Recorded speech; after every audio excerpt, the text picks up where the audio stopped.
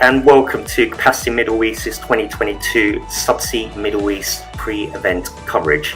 You've tuned into our first panel of this year's blended event program entitled Subsea Middle East Panel, How to Successfully Upgrade Capacity of Subsea Routes.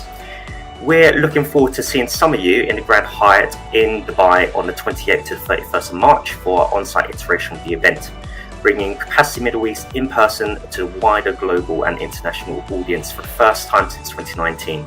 We're very much looking forward to it. In this year's pre-event coverage, you'll see virtual content on our Swapcar platform. We'll be covering a range of topics over this period through executive panel discussions and presentations, including in areas such as peering, subsea, and investment and regulation in the region. Please be sure to check out our agenda on the platform on our website. We'll get started in just a minute, but first I'd like to take a moment to thank all of our sponsors this year, including host sponsor Datamina at this year's Capacity Middle East. Please be sure to say hi to some of the names you've just seen in our virtual and on-site exhibition areas. And with that, I'll hand you over to our moderator for this debate, Sabarinathan Sampath. Thanks, David. Hello, good day everyone. Thank you for joining in today. I'm Sabarinathan Sampath, Chief Strategy Officer with Daily Host News. We are a media house owned by ZNet Technologies, a cloud distributor. I'm absolutely delighted to be moderating this discussion with an elite set of panelists who will join me on this very important topic and share thoughts and insights about how to successfully upgrade capacity of subsea routes with specific focus and emphasis on the Middle East. Let's have a brief round of introductions from the panelists before me setting the context as such. Over to you. Let's start with Gavin, please. Good day, everybody. My name is Gavin Rea. I'm Chief Technical Officer at Gulfbridge International, responsible for all the technical and operational aspects of our submarine cable system, which is in the Gulf and extends to India and Europe and offers services, both capacity and IP services to our customers. I look forward to these discussions. Great to have you here, Gavin. Geoff, over to you. Hello, everyone. My name is Geoff Bennett. I work for Infinera, and we are a manufacturer of high-performance submarine line terminating equipment. My focus is on submarine networks. Thank you, Geoff. Great to have you here with us. Panagiota, over to you, please. Hello, all.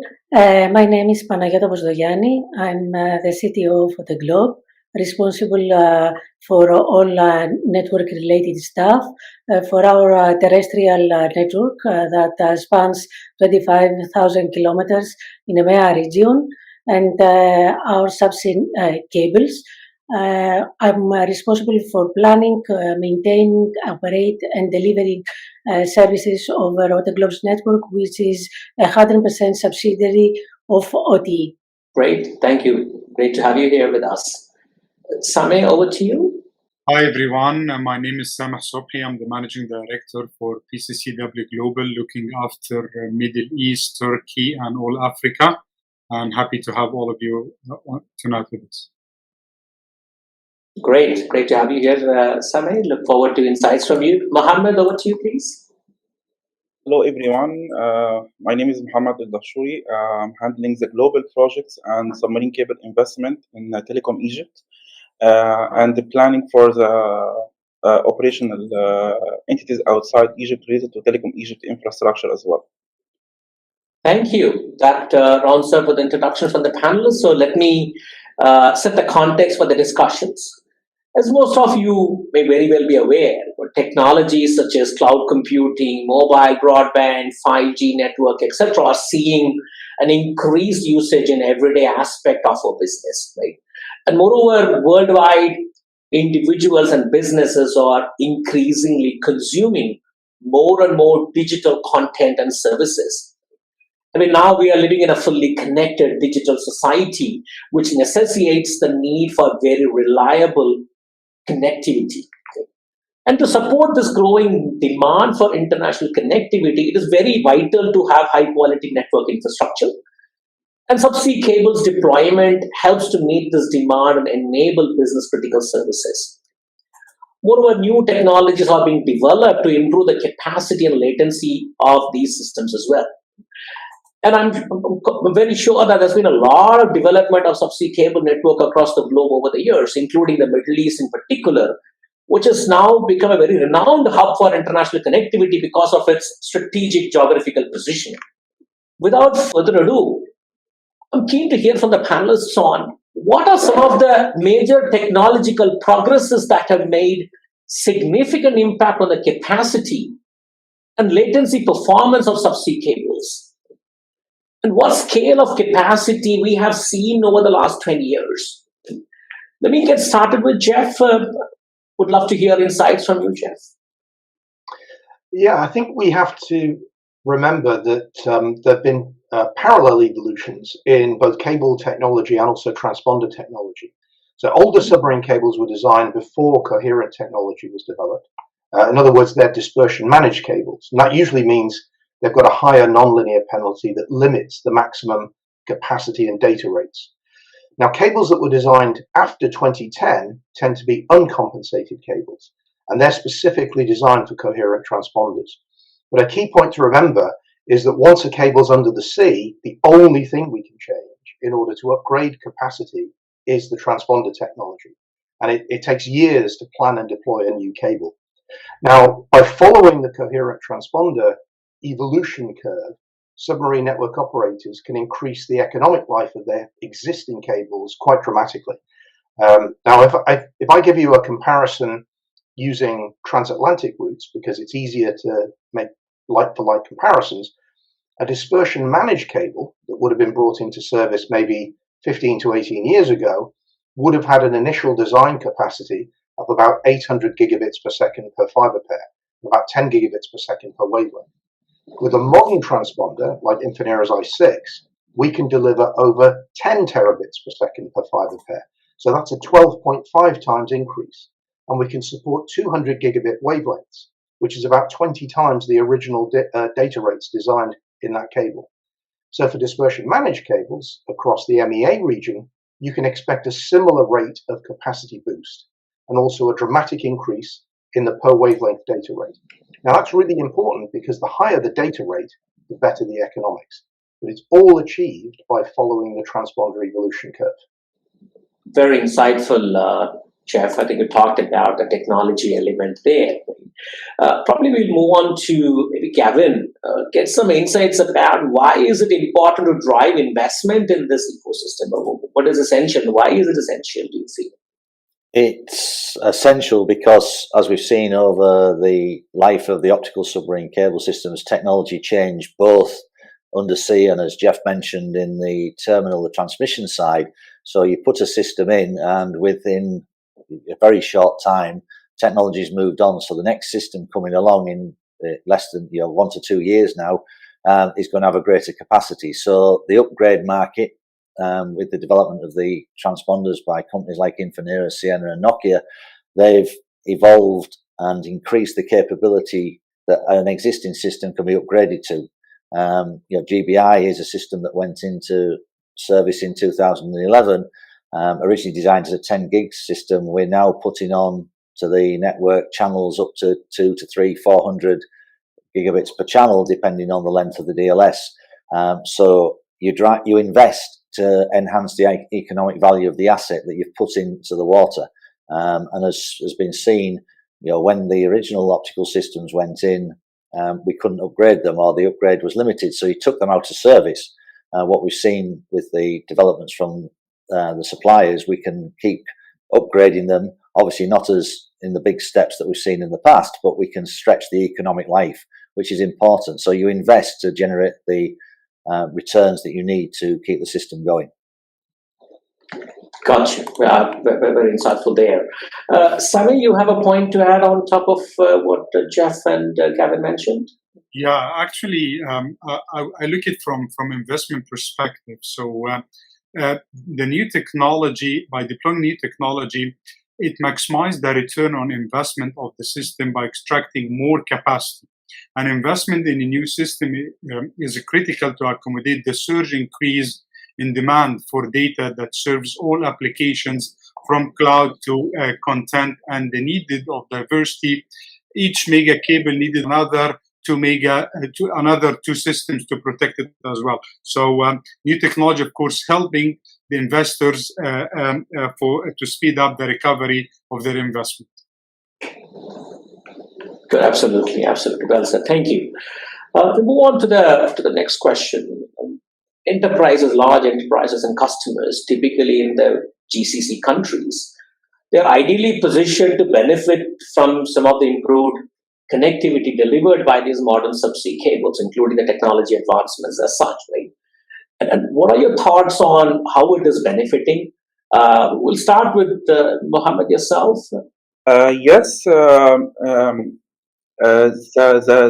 traffic that is actually loaded with for submarine cables are mainly driven by the enterprise and the local market.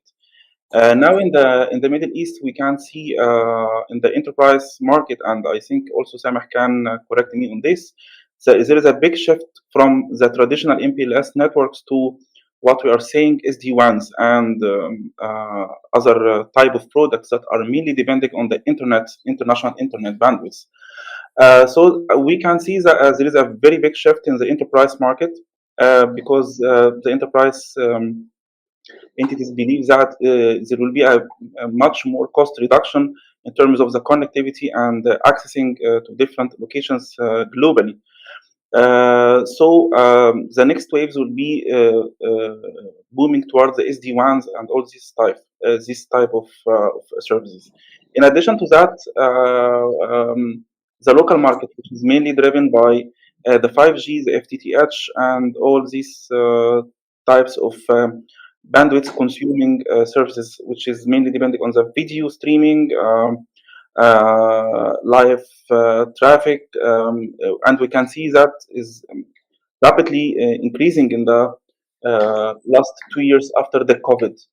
So I believe that will be the main shift in the upcoming 2 years, the movement in the enterprise market to the SD-WAN technology. Understood. Thank you. Panagiota, do you have anything to add on top of what Mohamed mentioned? There are a lot of opportunity for GCC countries to take advantage of new technologies like augmented reality applications and things like that because they have already the three basic prerequisites. Highly reliable connectivity. GCC countries are connected with multiple international cables and widely mobile broadband adoption. We've seen that GCC countries have become 5G pioneers according to GSMA. And in addition to this, there are many developments in the data center area and widely adoption of cloud computing. Having said that, it doesn't mean that there is no further need for new systems for diversification, since the majority of submarine cables from Africa, Middle East, and Asia to Europe are laid towards Marseille or Italy.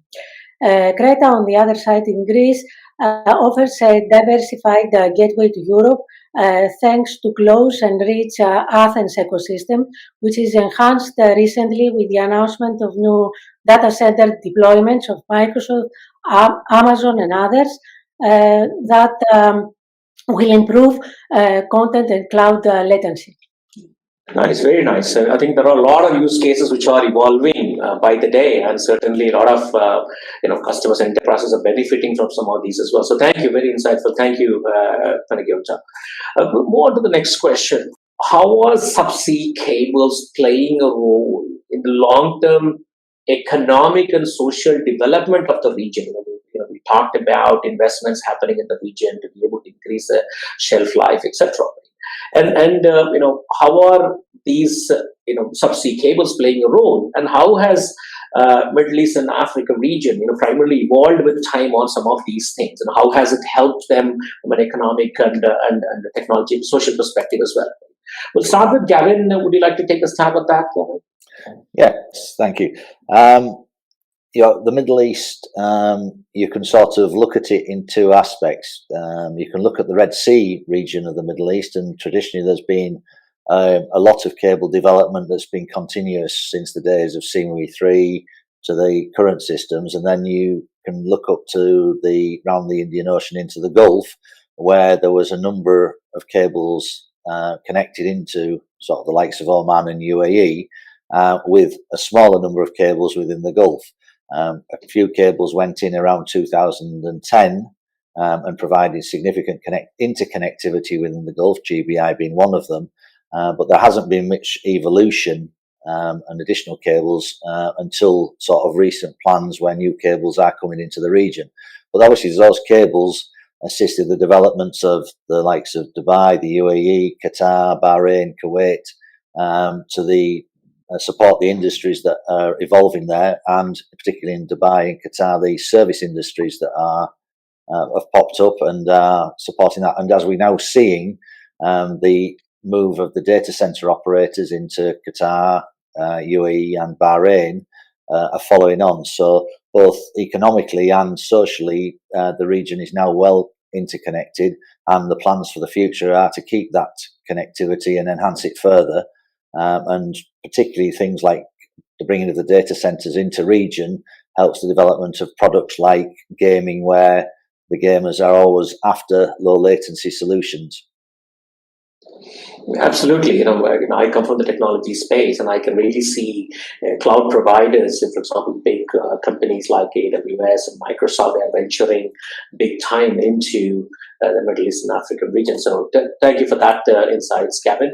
Jeff, do you have a thought on that aspect, particular around long-term economic and social development?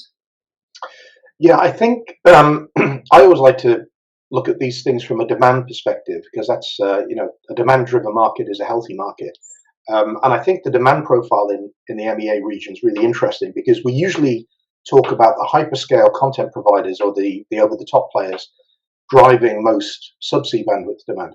Now, that's really true on transatlantic routes, because over 90% of demand comes from the OTTs there.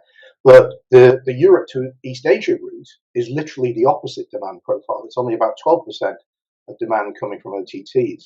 So you can imagine that where is this demand coming from? We're seeing a massive growth in connectivity to Africa and Asia, and those are both increasing by a 50% CAGR over the past 5 years. You've got the Middle East growth at about 35%. So these are really healthy demand numbers, and as I say, that for the most part they're not driven by OTTs. But if we look at bandwidth and prosperity, driving economic growth, we know there's a strong correlation between nations and regions with the highest internet bandwidth and the levels of disposable income. But I think there's always a lively debate about cause and effect. In other words, are people wealthier because they have good internet speeds, or is it just that wealthy people buy faster internet? Now, I honestly haven't seen many good studies on this, but I think most people watching this would probably accept that internet connectivity helps to drive the creation of wealth, especially to areas like Africa, where individuals can transform their livelihoods with the right kind of connectivity. I can tell you, by the way, that here in the UK, there's an estimate that houses with very slow internet connections in the countryside, for example, they may sell for up to 25% lower selling prices than the same type of property with good internet. And I suppose our shared experience of COVID lockdowns and working from home has shown the vital importance of good broadband connectivity. I very well concur with that thought, Jeff, around internet and network infrastructure certainly helps to improve the livelihood, because they have faster, reliable access to technology. And if it is used in the right way, certainly it can certainly benefit people and humankind. Thank you. That's very insightful. Thank you, Jeff. But anybody else have any thought on this particular question about long-term economic and social development impact? Yeah, I fully agree, of course, with Geoff's perspective, and more and above, high-quality internet connectivity creates opportunities, and this is local and global economies. The need for widespread, reliable internet connectivity and infrastructure is more apparent now than ever, as more reliance on remote work, online communication, as of course mentioned by everyone during the pandemic, it drives a dramatic surge in global internet usage. the enhanced connectivity drives more opportunities in different fields, whether commerce, healthcare, education, which by default impact the GDP of any country. And this shows by the number of new data centers that is coming into MENA region, and deployment of the public cloud is showing the evolution of connectivity, which simply resulted in embracing cloud policies. True, very true, Sameh. Mohamed, thoughts from you? Yes, I just wanted to point that as Gavin and the rest of the members here in the panelists said, the data center move is one of the biggest, and we can see that one of the main drivers for more cable system and more it will make a significant difference in the even on the social levels, as you just said. But in order to have the right data center ecosystem, we need to have a good support from the government, a good support from the regulations itself, so you can have the right ecosystem. So data center, as we are always saying, it's not about building a nice facility. In order to build a data center, which is to have a right business inside it, you need to have the good connectivity prices, the right connectivity prices, the right framework from the regulation, support from the government, and it's not only about just number of submarine cables, the number of submarine cable systems that is landing in this country. This is not enough. So because, for example, you can see that the major hub destination like Singapore and Japan, they have over 125 terabit of transit traffic. This transit traffic is mainly happening inside these key locations, unlike the other non-hub location, which is less than 20 or 30 terabit per second. So connectivity is not enough. The right ecosystem and the right regulations is the main driver to boost this data center business inside the MENA region. Good. I think a very valid point there, because everything has to work cohesively for things to take shape. It's not just the infrastructure, the political alignment, and the support from the right parties, the consortium, and all of that has to gel together. Absolutely, very well said. Move on to the next topic. I think I will point on to what Geoff was mentioning earlier about transponder technology, which is evolving, and that has really helped to take shape. Geoff, how much more do you think we will see increase in capacity by this technology? Is it like, if you look at the chips, their sizes are reducing, their processing power is doubling and tripling a few ways. So how do you see that happening in the transponder technology from a subsea cable perspective? Yeah, that's an interesting challenge at the moment, because maybe as far back as the 1940s, there was a researcher in Bell Labs, Claude Shannon, and he came up with a theory that allows us to calculate the theoretical maximum capacity of a communications channel. Now, he was dealing with wireless and telephone, or telegraph even, not fiber optics. But it does give us a theoretical limit. And we're sort of getting close to it now on cables. One thing to point out, by the way, is every single fiber pair on the planet, and there are, however many billion kilometers of fiber on the planet, every single pair has its own Shannon limit. You have to calculate it for each individual pair. But on cables, transatlantic cables, for example, like Maria, we're probably getting within about 2 or 3 dB of the Shannon limit for those fiber pairs. Now, a different way of looking at it, that's for capacity. A different way of looking at it would be, what about the data rate per wavelength? Because that's another key metric for most service providers. The higher the data rate per transponder, the better your economics. We can still increase the data rate per transponder without breaching the Shannon limit. It's the capacity of the cable that may be challenging. And I think unless you are a hyperscale content provider, you're probably not too worried about fiber capacity. You may not be reaching that capacity. What may be a lot more important is the data rate. So I think that's good news for older cables. And there are various technology tricks that we can play for those older cables. Cool, thank you, Geoff. Anybody else would want to have a look at this one, because this is all about what research is going on to maximize what has already been laid out or improve the capacity, etc. Panagiota, would love to hear from you. Yes, I will disagree a little bit with Geoff on the fact that you might not reach, only the hyperscalers will reach the capacity limit of the fiber. We actually did. And we would like to go beyond that. In our terrestrial network, we activated L-band in order to push more capacity in the same fiber pair, which seems to work for us at least, because if you work with long international terrestrial fibers, you see that they are not.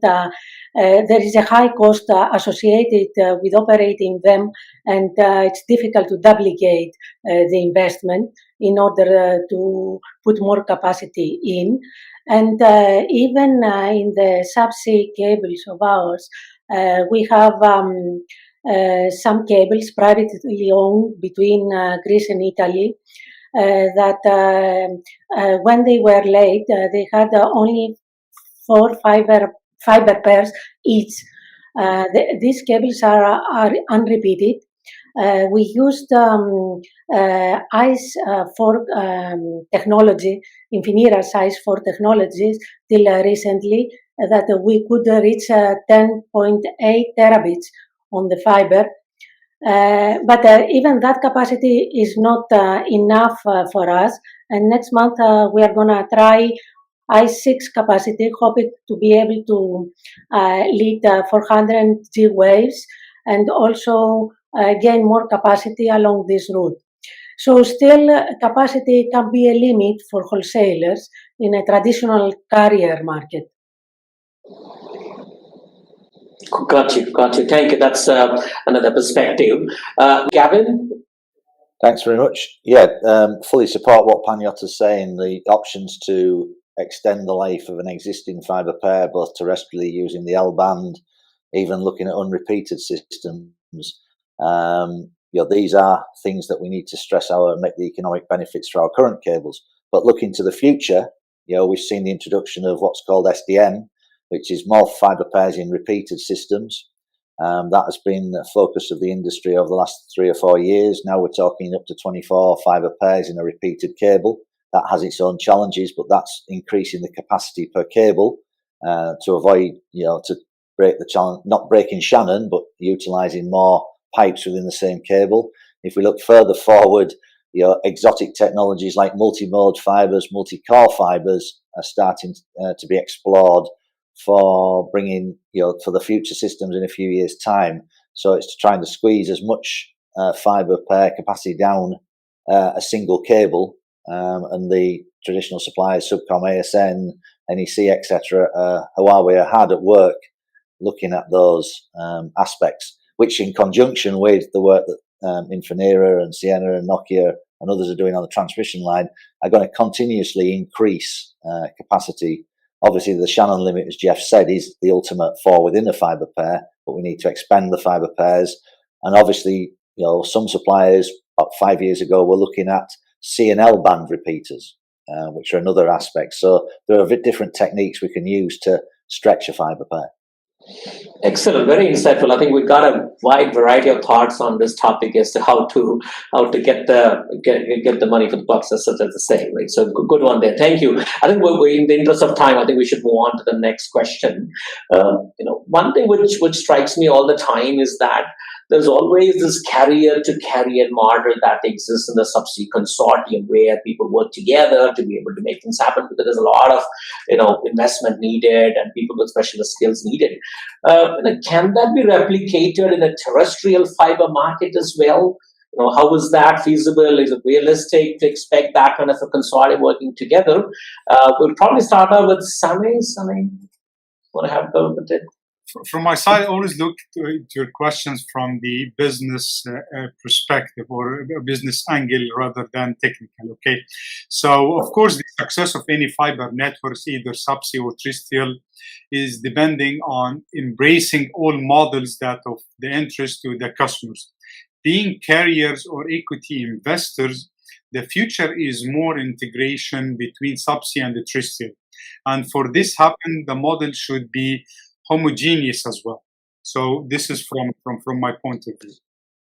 Okay, cool. Thank you. Mohamed, you want to have a go at that? I think to have a consortium model on the terrestrial infrastructure is something that is really I tried before. Up to 2011, I think 2012, we have some terrestrial cable system like JD, RCN, Amir, all these cable system. But we can see the trend in submarine cable systems. So submarine cable systems are now moving from a club consortiums now to privates.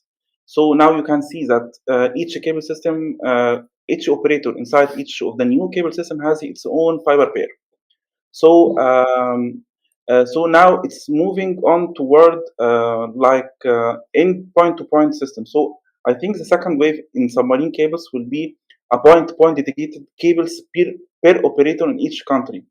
So what we learned from that model is that having a consortium construction is not something that is favorable to operators and the telecom companies in general. But these trials can come with some successful implementation. But at the end, people like to have a better control over their traffic, better control over their infrastructure. So reducing the number of jurisdictions, number of countries will be the trend. Understood. Panagiota, do you want to have a go at this one? I agree with what Mohamed said about the terrestrial projects, international terrestrial projects, that mostly, at least to my knowledge, were based on a commercial model where member companies, usually cable owners, contributed to the system with own portions of existing fiber pairs maintained by themselves and agreed upon a revenue sharing principle concept. In those cases, new builds were limited, if any. But there is an emerging need of building a new cable infrastructure, especially in particular corridors that are specially purposed designed to allow shortest path and eliminate ODS, reduce the number of ILA, in order to improve performance. For such construction, there is a high cost associated, and the idea of partnership to share the cost might have some opportunity there. I would also see government funding as a helpful way of investing in new terrestrial paths, because terrestrial paths, like new submarine cables, contribute to long-term economic and social development in the region. So I believe that there might be a change in the way we see terrestrial fibers in the international area. Got you. Understood. If I move on to the next question, and we talked about a lot of use cases which are currently supporting the growth as such from a technology perspective, which is augmented reality, virtual reality, gaming, medical field, and 5G and all of that coming in. Do you see any particular segment or vertical dominating the demand generation from that perspective, or is it a holistic growth you're seeing? Are there any other use cases which are coming to light with good amount of capacity now starting to be made available for everyone? It's mainly depending, as you just mentioned, Geoff, Saber actually, about the real-time applications. We are now talking about artificial intelligence, which is really needs the lowest latency, the lowest, the maximum bandwidth between the two destinations, which has an implication to mainly to the medical sector, because you cannot open an operation, for example, from a very far destinations with we need an accuracy of less than millisecond in this case. And also the application of the metaverse that has been announced by Facebook. This will also mandate real-time applications in the future, which put a lot of pressure on the providers and like Sienna and Infinera and submarine cable suppliers to enhance more and more in their technologies and give the lowest latency applicable on the optical path. Anybody else has anything to contribute on this aspect? Maybe I can add a few points. Please. The financial transaction case has already been a use case for low latency systems over years now. We have been seeing a system mainly have chosen its route based on lowering the latency, whether across Pacific or across Atlantic. I expect personally that more demand for AR, VR, gaming and medical applications, which is latency sensitive and reliability dependent, but this is not only focused on the subsea part. It needs a lot of enhancement on a domestic infrastructure, edge data center development, diverse data centers and landing points, diverse terrestrial routes with the short paths, and so on and so forth. Very true. Thank you. I think we have about 5 more minutes to go, so probably we will move on to the next one. We'll start with Geoff on this particular question, which is about sustainability, right? Because building cable systems is very challenging, very expensive, so much time taken to deploy all of that. And with the lifespan of the cable generally having a particular engineering life, right? How does this relate to the economic life of the cable as such, right? So happy to start with you, Geoff. Yeah, as Panagiota already mentioned, it's expensive to put these cables in. It takes years. I mean, 5 to 7 years. That can be longer. A lot of it is regulatory, so it's almost out of the control of the consortium or the individual cable operator. So that really does mean you have to maximize the economic life of existing cables. And again, I'll go back to one of the early points I made. The only thing you can change in the life of the cable is the transponder. So following that transponder evolution curve is incredibly important. And the fact that there are a lot of older cable systems around, companies like Infinera, we need to develop technologies within the toolkit of the coherent optical engine that try to overcome some of the limitations of those older cables. I think we've been pretty successful, to be honest, at maximizing the capacity and also the data rate per wavelength for these older cables. So, you can never say what the economic life of a cable is because that's based on the market. But it is really, really difficult to get new cables. But do you see the price going down? Probably a question for maybe Mohamed. Do you think capacities increase at the stage whereby you see price dropping as well? From my point of view, is that actually people will never stop building cable system, and operators are very eager to have the new or to implement the new technology in order to reduce the unit cost. But as you perfectly said, that there is a strong pressure from the demand itself, from the users. So in order to achieve this, we need to always have a new cable system with a huge number of fiber pairs, which also put some strong pressure on the vendors. And now we can see also from the commercial perspective, I can talk about Egypt specifically. We implemented some regulatory framework restructuring related to the transit fees, and also from the technological point of view, as Panagiota said, that the shortest path does really matter. So we have the shortest path between the Red and the Mediterranean Sea over the Suez Canal routes between Suez and the Port Said, which I think this will have a big shift in the industry, because you don't need in this case to put any intermediate line amplifiers between the two landing stations. You can pass through Egypt directly, having your direct pass from the sea, from one point in the sea to the other point in the sea, without any repeaters in between. So we are trying to do our best for sure to help the industry, giving them a better economic point and cost point to their investment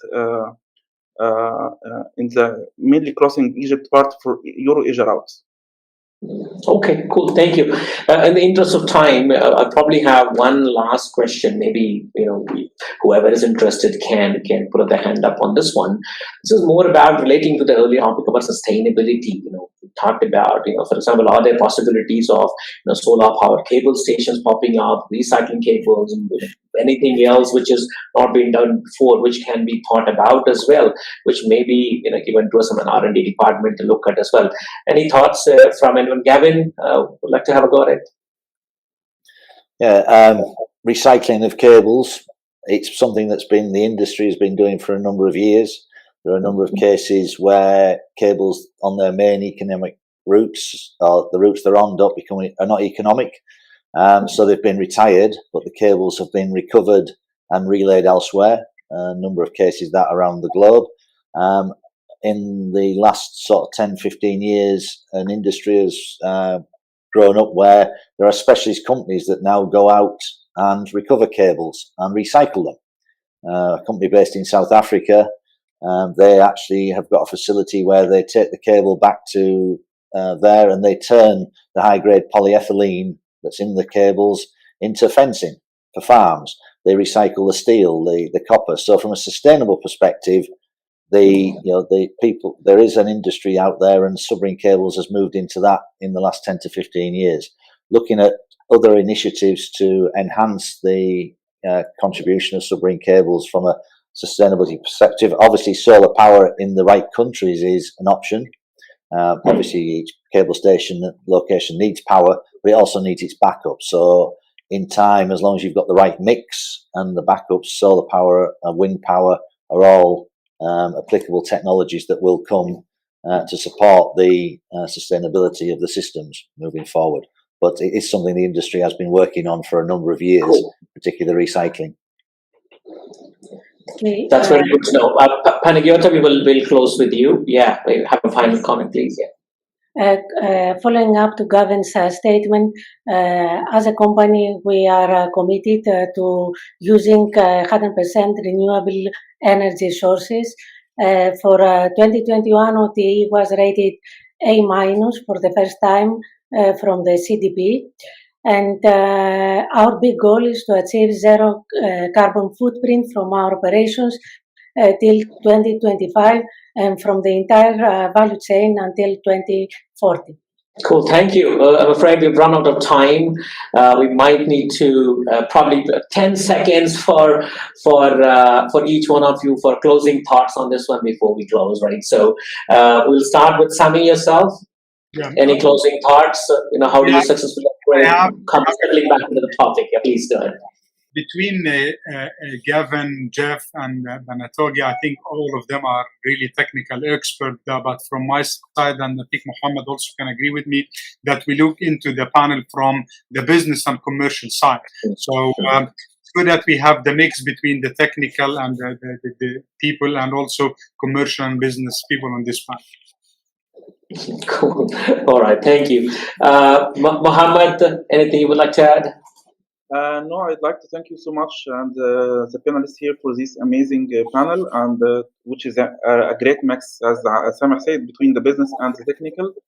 And we get a good, deep knowledge from Geoff about the new trends in Infinera, which is a great part as well. Thank you so much. Thank you, Mohamed. Geoff, anything from you before we close? Yeah, just to thank you for a great panel, and I think as an industry we should be proud of the response we've all made to the challenging conditions over the last year or two, to help people in these amazing changing conditions. So, yeah. Cool. Thank you, Gavin. Any last thoughts? I fully agree with Sameh. It's the economics govern all this. If your cable's economically viable, you keep it going by upgrading. If it isn't, you'll ultimately retire it. It's been a great panel, a great discussion. Excellent. Thank you, Panagiota. We'll close with you. Thank you all for the excellent incentives that you shared with all of us, and the excellent moderation of this panel. Thank you very much all. Absolutely delighted to be part of this discussion, and very insightful to hear the technology element and the business element, and how each of you working together to make things happen and improve the technology improvisation, whatever's happening as well. And on the closing note, thank you all for being here, and back to David again. Thank you so much to the panelists for their time and dedication to this debate. It was a wonderful insight and shows that the subsea market is very much thriving with plenty of opportunity indeed. I once again like to thank all of our sponsors, including host sponsor Datamina. Please tune in to our next session on this year's programme. Details on the screen below. All of our on-site and virtual sessions will be made available on demand on Swapcard, so you will not miss a second of this year's blended conference coverage. Until then, bye for now.